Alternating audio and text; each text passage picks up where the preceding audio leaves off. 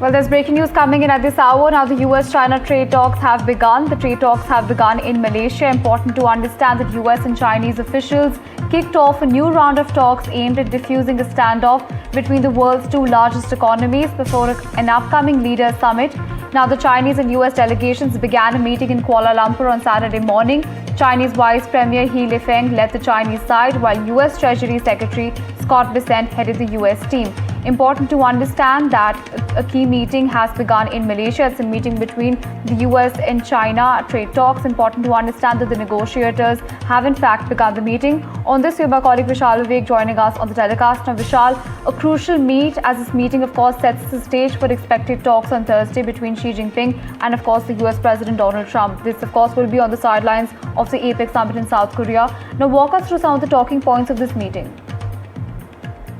Well, the biggest one is the trade talk itself, the trade deal itself, which has been, hanging in the balance for a while now because both the sides have had several rounds of discussions. We've had 3 extensions on the tariffs that the US wants to put on China.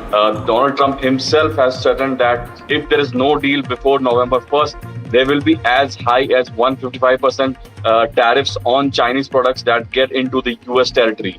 And that is expected to, evoke a reaction from the Chinese side as well, because Chinese side has also not kept quiet. It has always reacted. It has always retaliated with an equal measure every time. But these talks signal something positive because every time these talks have happened in the recent past, in the last 2-3 months, they have had, they've resulted in somewhat of an extension of the threatened tariffs. We've had so far 3 extensions on the tariffs that the US has threatened on China. That has sort of struck a balance between both the sides. But what happened just a few weeks ago was that China, imposed some fresh curbs on the rare earth metals that it exports.